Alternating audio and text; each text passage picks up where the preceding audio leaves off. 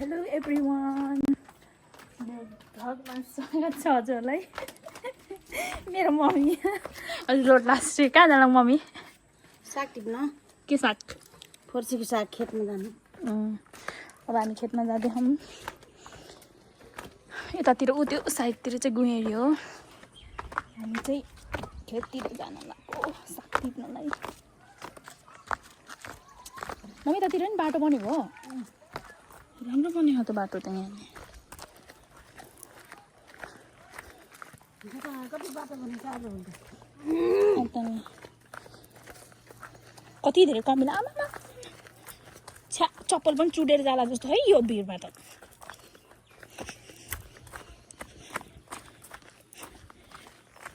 अहिले यो पनि कति बाँस सबै सुकेको रहेछ।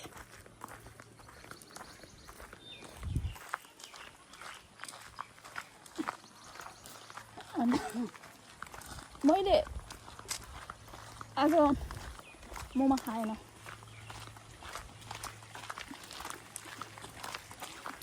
मकै त ठुल्ठुलो भयो नि मम्मी। कहिले हो र पाक्ने फेरि मकै? असारमा। असारमा मकै पाक्छ अनि म फेरि आउँछु। अच्छा मकै लिनलाई। हाँ मम्मी जानु न। म लिन आउनु कि नआउनु भन्नु त छिटो। आउने यता हेरेर भन्नु त। आउने ल हेर्नु छ। आउने रे, तर म आउँछु। माइक त नजिक भएको नि त साह्रो फाइदा। अनि हजुरहरू पनि पुलतिर घुम्न आउनु होला। यो पुल एकदम राम्रो छ। उतातिर चाहिँ गुहेरी हो, यतातिर चाहिँ झालबास। कता यहाँबाट जाने कि माथिबाट? तलबाट? तलबाट। ए पुल बनाएछ र नि मम्मी यहाँ नि? ए बनाएछ र, यस्तो राम्रो।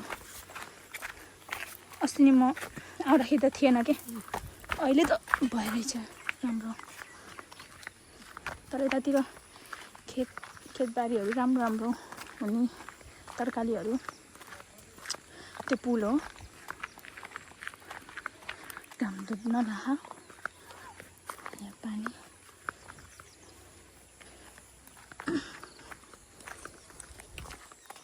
मकैको बल्ल यस्तो खस्ता लागिरहेको मकै पनि। पहिला मम्मी हजुरले कति के भरे यस्तो मकैमा पनि हामी आउँथ्यो भयो घाँस काट्न पहिला के। लोकियो न घाँस। कसले घाँस काटेर राखेको रहेछ क्या यहाँ। यस्तो यो चाहिँ पुल देख्नुहुन्छ नि, यो पुल उतातिर गुहेरी यतातिर झालबासको पुल हो। अनि यहाँ बाइकहरू पनि स्कुटरहरू पनि सबै जान्छ। अनि यतातिर चाहिँ डी हो, यता माथि डी हो। अनि हाम्रो मम्मी एकचोटि हाई भन्नु न, के हो र हाई भन्नु त। हजुर हाई हाई। म हाम्रो माइततिरको खेतहरू पनि देखाउँछु हजुरलाई। हजुरहरूले यो चुहाडी हो यतातिर। मामा डेन्जर ठुल्ठुलो। हामी भन्दा नि मकै ठुल्ठुलो खतरी। ऊ त्यहाँ किरा रहेछ, सर्प हुने डर भएछ। मकै पनि यत्रो यत्रो भइरह। हेर्नुहोस् खेतको। हाम्रो मम्मी बाबाले उतातिर पनि भ्याउँछ, होटलतिर नि यतातिर नि। हजुर फर्सीको साग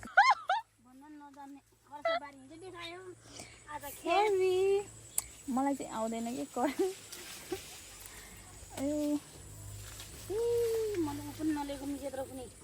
हजुर नि के यस्तै जाने भनेर भन्नुभएको थियो। अनि मलाई झन् कति चिलाउँछ यति गर्मी। पकाप्पै छ। कल म के अरे उतादेखि उतासम्म यो चाहिँ विकासे मकै अरे आमामामा यहाँ गयो भने त मान्छे त बियोसुला जस्तो छ त यो भित्र त हेर्नुहोस् त तर राम्रो राम्रो फलहरू त मकैको यति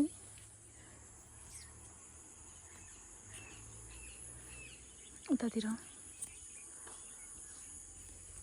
सर्पौला जस्तै हबै छ्या सर्प के सर्प नभए पनि सर्प होला जस्तो देखेछ के अनि लास्टै ठुल्ठुलो भएको पनि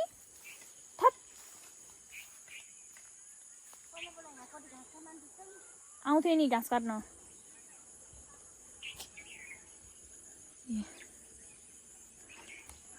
मकै देख्नु भयो विकासे मकै अनि पहिला पहिला यस्तो झगडा हुन्थ्यो के मेरो र भाइको यहाँ घाँस काट्न आउँथ्यौँ म र मेरो भाइ अहिले त्यो पोखरा छ धान रोप्दाखेरि पनि झगडा गर्ने भाइसँग अनि के अरे घाँस काट्दाखेरि पनि झगडा गर्ने तर भाइ हुँदाखेरि चाहिँ झगडा गर्ने नहुँदा चाहिँ के नभए रुक जावे या जगमुक जावे तनु संग रखना भए के नभए जस्तो हुने के यो खेतबारीमा आमामामा कति पो झगडा गऱ्यौँ होला हामी दुइटा म र भाइ त मम्मीले चाहिँ मकै भाँच्दिनु हुन्थ्यो हामीले चाहिँ पालो पालो सार्ने अहिले फेरि यो मकैहरू यस्तो छ अझै माथि माथि लग्थ्यो तर मलाई यी सक्दिनँ हौ गर्मीले आमामामामा मर्छु होला हौ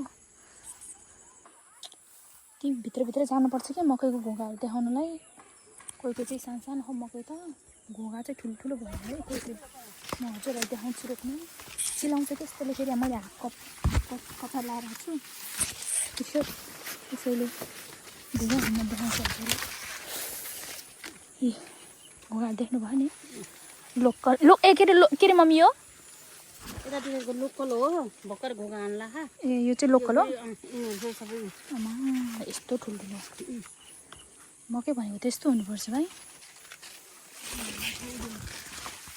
भर्खर यो चाहिँ लोकल चाहिँ भर्खर घोगा हाल्दैछ यो चाहिँ के गरे मम्मी विकासे मकैले घोगा चाहिँ यत्रो ठुल्ठुलो हो नि त यस्तो दामी वाउ खानालाई मजा उतातिर पनि के हो लोकल हो कि सबै लोकल हो यो यति मात्रै दुईटा गरा टन्नै छ दुईटा गरामा सबै विकासे अरे अरूमा सबै लोकल म अझै जान्थेँ कि यहाँ चिलाएर मर्छु उयोतिर पनि मकै सिलाउँछु उतातिर चाहिँ गुँयरी हो यो फर्सीको मुन्टाहरू सागहरू जाने छु टिप्न नि यस्तै होइन र भनेर म भन्न सक्छु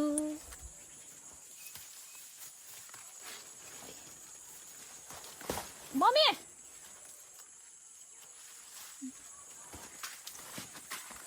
मलाई चाहिँ डर लाग्छ कि फेरि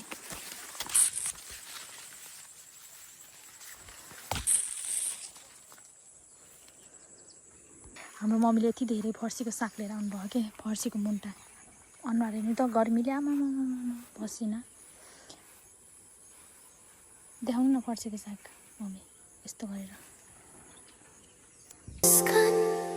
मेरो स्वर्ग हो तिम्रो अङ्गालो मेरो घर हो तिम्रो हाँसो मेरो हाम्रो मम्मीलाई नि गर्मीले मरा लाएर पछाडा लिएर किन आयो होला भन्नुभएको थियो तर यो खेतमा हामी यति लडेछौँ आमामामा झगडाहरू बाँध लाउनु भएको फर्सीको साग त्यत्रो भएछ र नि कति राम्रो के फेरि मम्मी है कति मिठो छ फेरि मिठो खाले छ हो क्या न यो मैले अस्ति उता घरतिर तल गोछडातिरको चाहिँ मलाई हो अनि यो त कस्तो मिठो थियो कि मम्मी हजुरले मलाई बनाइदिनु भएको थियो नि पाटिरको पो पारे बिउ हो कि यो त्यही भएर कति रोसिल छ तलको त कस्तो के उता गोछडा खाँदाखेरि त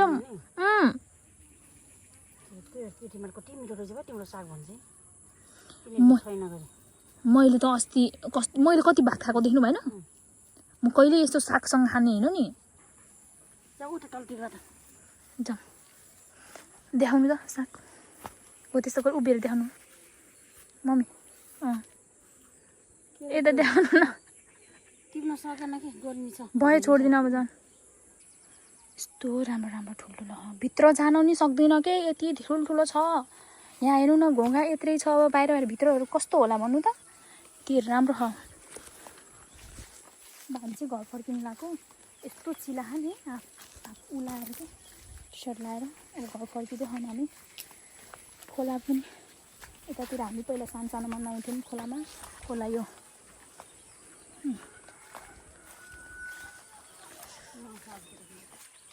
अहिले पनि नुहाएँ के पहिला हामी कति आउँथ्यौँ मम्मी खोलामा बच्चामा कति पिटी खान्थ्यौँ मम्मीहरूको अहिले त कस्तो चेन्ज भएको भए कति यादहरू आउँछ यो खोला देख्यो भने यस्तो हो क्या यो गुहेरी उतातिर साइड गुहेरी हो यो ठुलो पुल मैले हजुरलाई पनि देखाएको थिएँ अघि नै फेरि देखाउँदैछु यो खोलाहरू सब सुकेछ पहिला यस्तो ममा कति राम्रो थियो के पिकनिक खान नि आउन मिल्थ्यो अहिले त सबै चेन्ज भयो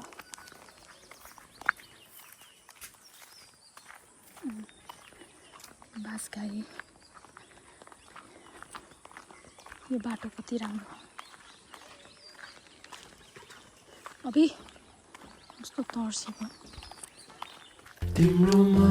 कति गरिब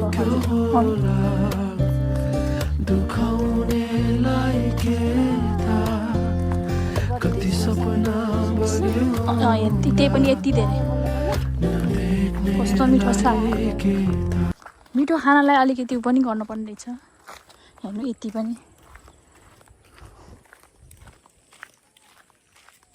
यतातिर पनि आमा कति धेरै घाँस रहेछ खोला त सुक्यो त मम्मी अब बर्खा लागेपछि आउँछ फेरि बारी आउने होला अनि फेरि दाउरा खोज्न जाने होला दाउराहरू बगाएर आउँछ माथिदेखि यता खोलातिर हिँड्नु न मम्मी